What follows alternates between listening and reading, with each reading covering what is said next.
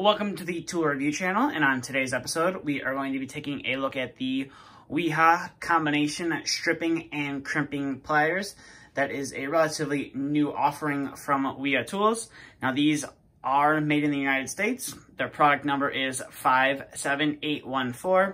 Like I said, this product is made in the United States, but is made with global materials, and they clearly state that on the website and on the packaging when you get the tool as well. Now, my first impressions when I saw that they were offering this combination stripper and pliers, or stripper and crimping tool, I instantly thought it was just a Klein rebrand. But I was wrong when I received the tool. It is a little bit different than the Klein offering, and we'll take a look at that. So starting off with, you can see you got a nice Wiha imprint on the handle. You got your product number right there. USA on the handle as well. Now it is like a plastic dipped handle, and unlike the Kleins, these do not come off, so I don't think they're replaceable, and or they're just a really tight fit. Obviously, you never want to use this on a live circuit. And then coming down to here is your crimper. Now, the one thing I like about this tool is all this is stamped in and filled in with paint or ink or whatever you want to call it. I do like that a lot, just in case the ink wears off. You're still gonna have the stamp there, unlike a laser etch or it's just painted on. It's gonna, if it wears off, it's not ever gonna come back. And like I said on the Klein review, these crimpers below the rivet line don't tend to be as strong as when they're above the rivet line. You can't apply much force to it to get a good crimp to crimp the terminal on so it never comes off. With these, you gotta be careful. If you crimp it, and if someone goes and tries to pull it off, they just pull the wire, they're most likely going to break the wire off and or pull the terminal off, and you're going to have to put a new one on. But as you can see here, it does insulated, non-insulated, and these are your different terminals up here. So this one can be used for 16 to 10 gauge crimps, and that's for your wire. And then obviously down here, you're going to want to use for your 22 to 18 to 22 gauge down here. And this is if you have insulated terminals, you can do it right there. This is only for the insulated terminals. It will not work on just standard terminals. And then you have 7 to 8 millimeter auto right there. Can't say I'm ever going to run across that doing HVAC work, but it does have it. And then obviously it says crimp right there, and then you got USA right there as well. And then we'll zoom out a little bit here. You can see you have a bunch of different bolt holes that you can cut as well. You got 5/40ths, 10/24ths, 4/40ths, 10 30-seconds, 8 30-seconds, and 6 30-seconds. And all you have to do is just open up the tool, insert your bolt and or thread the bolt in, and then you just close the tool down, and it should, in theory, cut the bolt and or screw, giving you a nice cut. And then coming up to here, you only have one loop right there.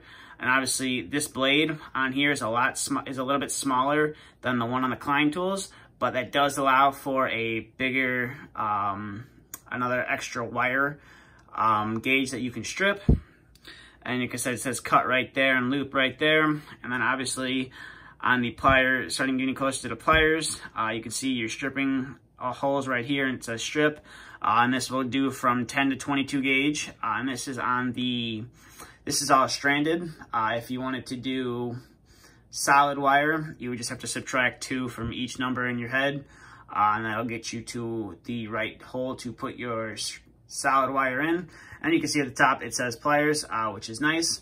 And then obviously on the back, it is all printed and stamped on the back as well. And then on this one, the rivet is a lot different than the one on the Kleins. The one on the Kleins is just flat all the way across. This one has an indent on it. I'm not sure if that's to tighten or untighten the tool, because it is quite a stiff tool. I would assume after use of the tool for a while, or use of the stripping tool after a while, it would become loose. But when you do get one, I got this specific pair from Wiha themselves, who was very stiff, but it does do the job. So now, let's strip some wire. So we're going to start off with some 14 gauge. This tool should have no problem cutting it. So you would just insert it into the 14 gauge. You can hear it cut the insulation on the initial cut. And then you should be able to twist it around a few times, and you should be able to pull off the insulation. You can already see the copper coming through, and the insulation just pulls right off.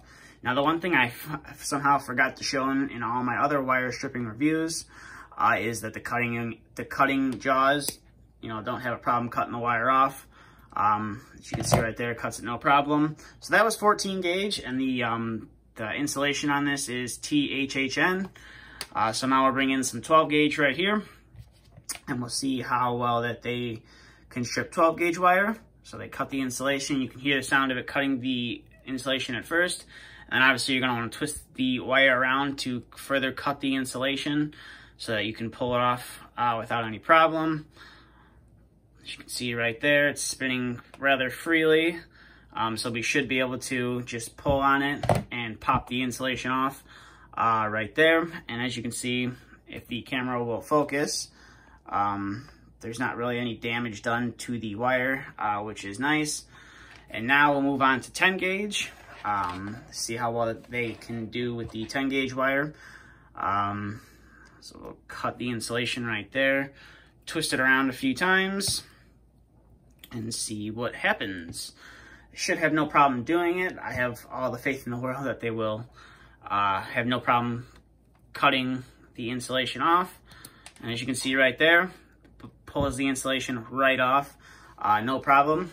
So overall, these are definitely a nice pair of strippers if you're looking to add a set of these to your tool bag.